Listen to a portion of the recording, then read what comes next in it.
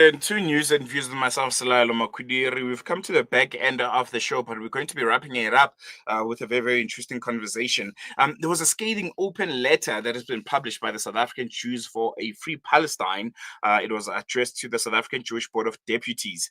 In it, the group accuses the South African Jewish Board of Deputies of moral failure, silence, and complicity amid what I think we can all agree at this point that it's a genocide that is unfolding in Gaza. The letter challenges the board's stated commitment to fighting prejudice and discrimination, suggesting that this should extend beyond South African borders. It also criticizes the board's past record during apartheid and its alleged silencing of dissenting Jewish voices who support Palestinian human rights. In a response, the South African Jewish Board of Deputies has maintained that criticism of Israel often blur into anti-Semitism. How many times have we heard that one before?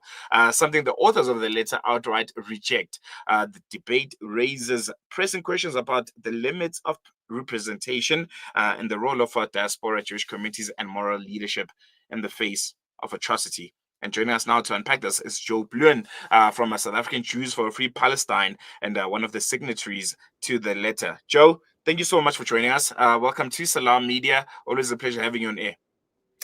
Thank you, Salayalo. It's such a pleasure to be here with you, and greetings to your viewers and listeners at home. Thank you for having us on the show. Pleasure's all ours. I think we can kickstart the conversation with the letter itself. What prompted your group to write it and publish it, especially now at this moment? I think the letter comes as part of a long-standing commitment that the organization and many Jewish organizations have had to fighting Zionism on our own shores.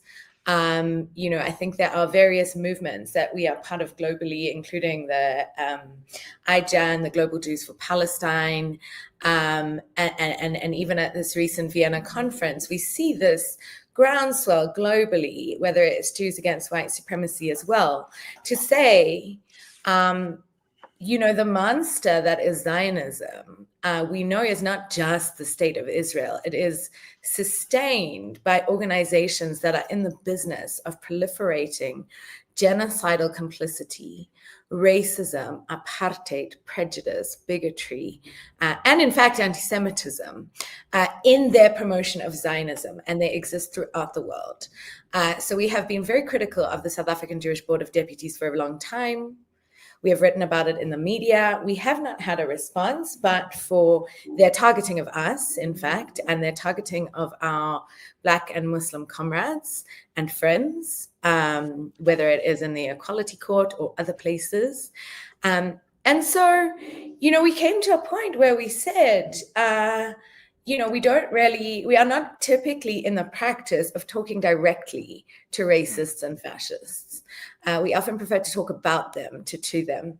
But we thought, given the groundswell and the massive frustration with the South African Jewish Board of Deputies in multiple quarters, given what has become a kind of unveiled deep prejudice, deep apartheid mentality, deep Islamophobia, and given the way that is being used, and are the memories of our ancestors who perished who survived, fought, fled, died, resisted the Nazi Holocaust in Europe and the pogroms, facing real anti-Semitism, not whatever kind of fairy tale the South African Jewish Board of Deputies would like to claim. We thought it was our duty, and we operate very much on a concept of duty, to write to them and to say, look, we're not going to continue engaging you as if you're a legitimate interlocutor. You are fascist. It is very clear. You are racist. It is very clear. You are genocide denialists. It is very clear. There is blood on your hands. It is very clear. But we will write to you as a courtesy. And I think that's a little bit where it's come from. Mm. One thing that really stood out for me in the letter is the fact that you make quite strong claims that the South African Jewish Board of Deputies is not representing the broader Jewish community here in South Africa, especially those that are critical of Israel. In what ways do you feel the South African Jewish Board of Deputies has failed its mission, or has failed the broader Jewish community in South Africa? It's such a great question. So, I mean, this is my personal bugbear, but I think that we should change its name to the South African Zionist Board of Deputies or the South African Jewish Zionist Board of Deputies, the same way we talk about Christian Zionists or Muslim Zionists. They're Jewish Zionists. They represent a Jewish Zionist constituency. And while the South African Jewish community has historically been quite conservative, it has been quite white, and South Africa is a settler colony, and like many settler colonies, we see a white contract of settlement. If we look at our numbers, for example, the numbers of SAJBD members that have joined us, I mean, we've been around for over a decade, but if we look at the people that have joined since October 7th, if we look at the number that have joined even more recently over the last years, it's hundreds. And in one of the smallest Jewish communities in the world, that is significant.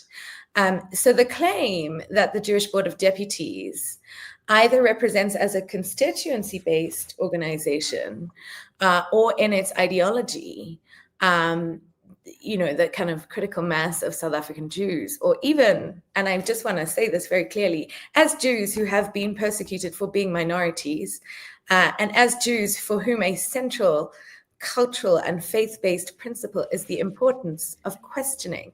Is the most Jewish thing you can do is ask questions of your faith, of your family, of your rabbis, of your religious leaders.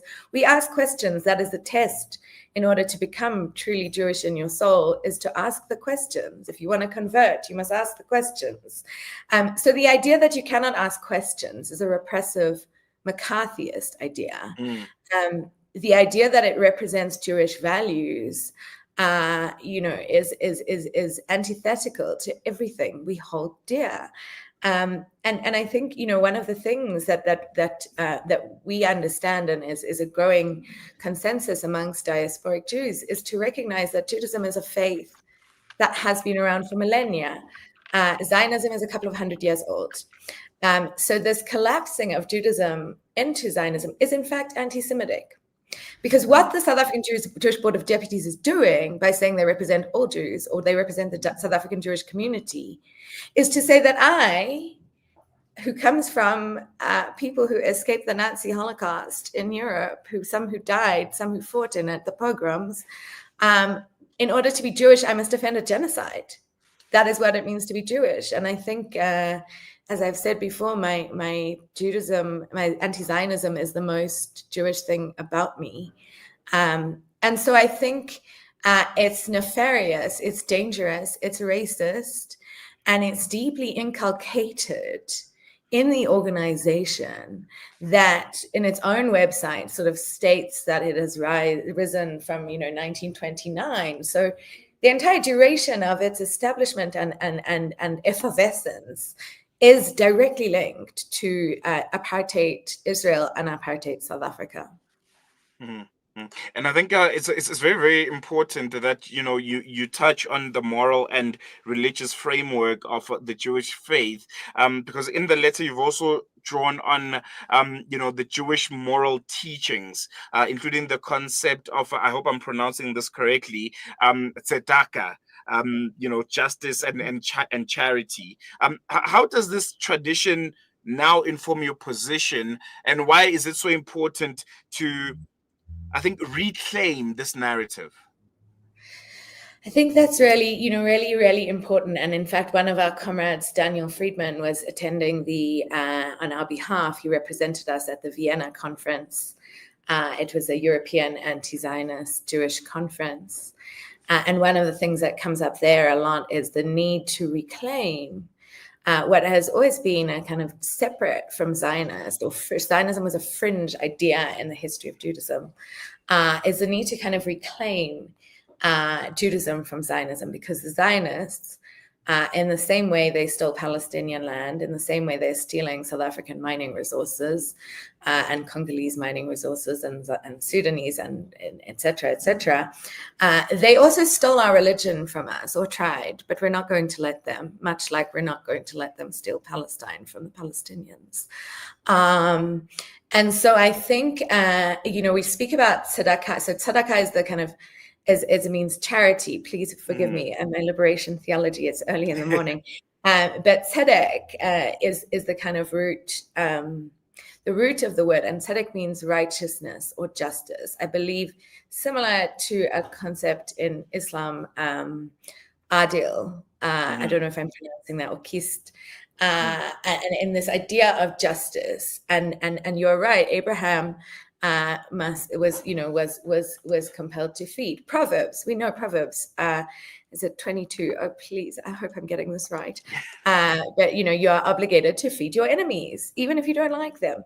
So to see these as Jewish principles, which means that we stand for justice. It's charity, but it's at least in my interpretation and the interpretation of some rabbis who I respect and admire and am humbled before.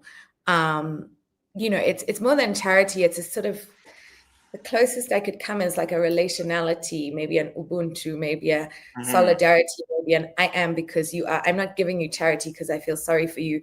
I'm giving you charity. I'm giving you what I have because what I have is what you have.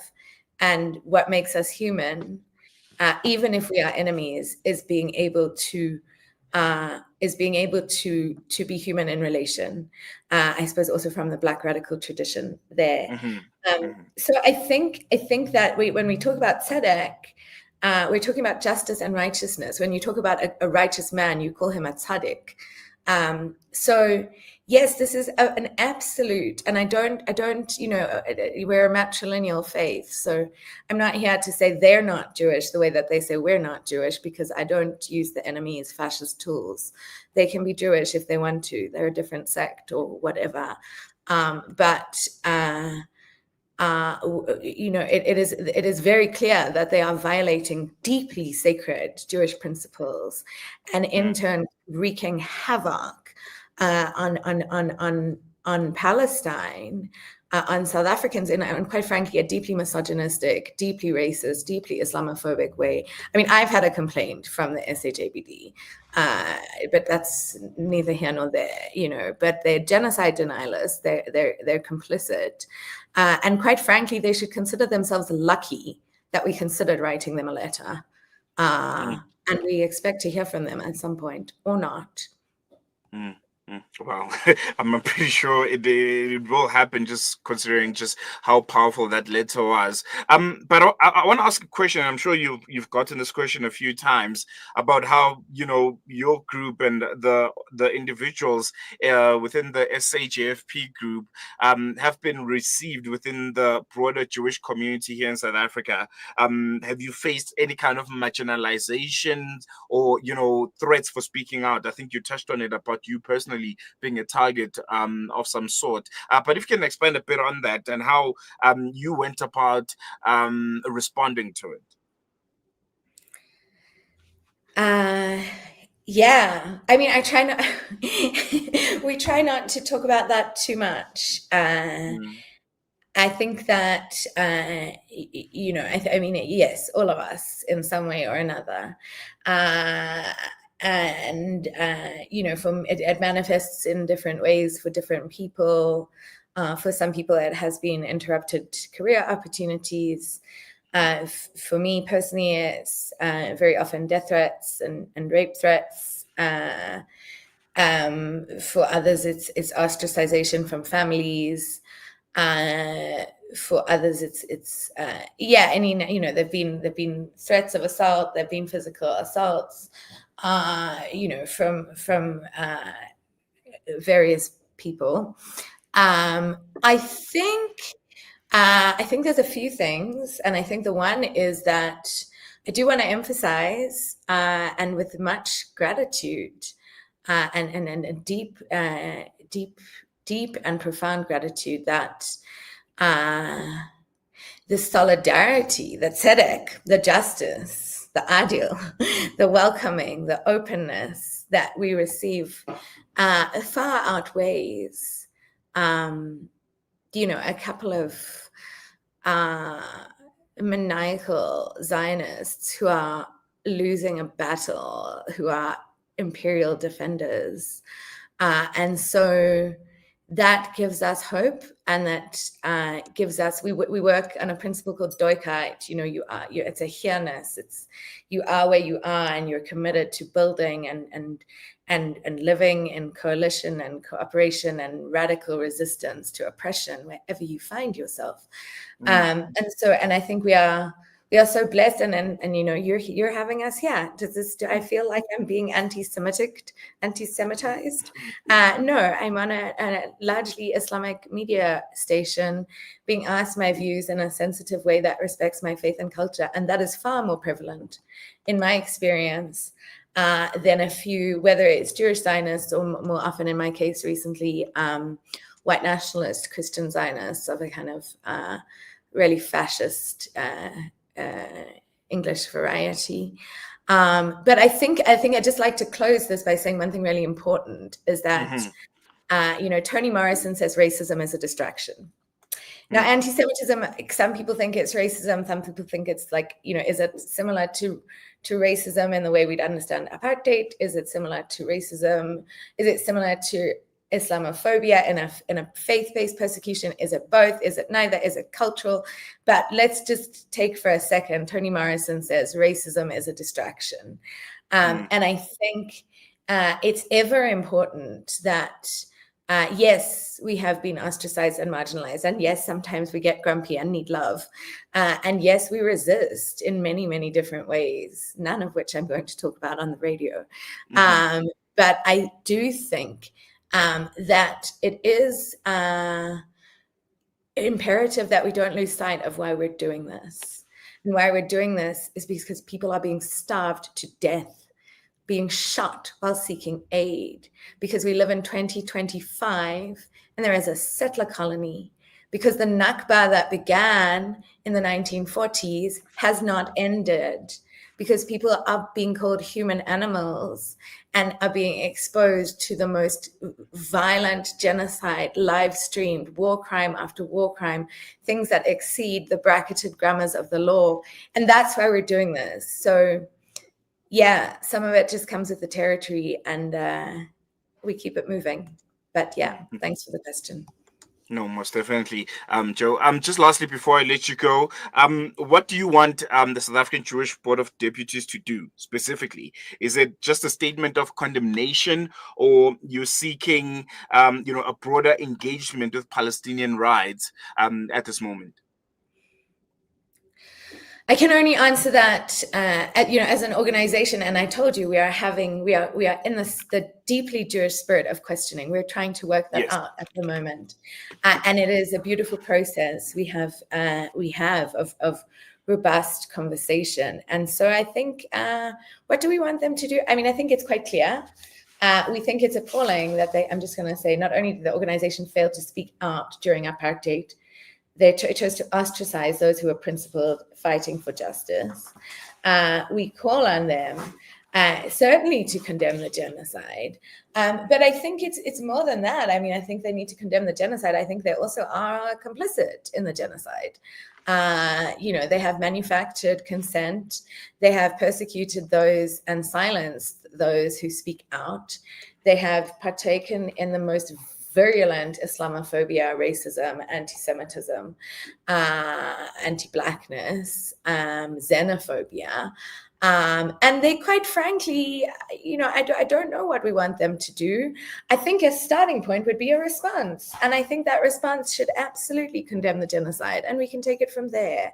But the entire settler colony of Israel is a problem. It's not some of the kind of edges on the side that are less, that are more vulgar, whether you're a liberal about it, or whether you're wearing a brown shirt or you're wearing a sort of tweed jacket. When you're defending settler colonialism, apartheid, genocide and crimes against humanity, you're doing it. You can do it in the nicest language you want, but you're still doing it.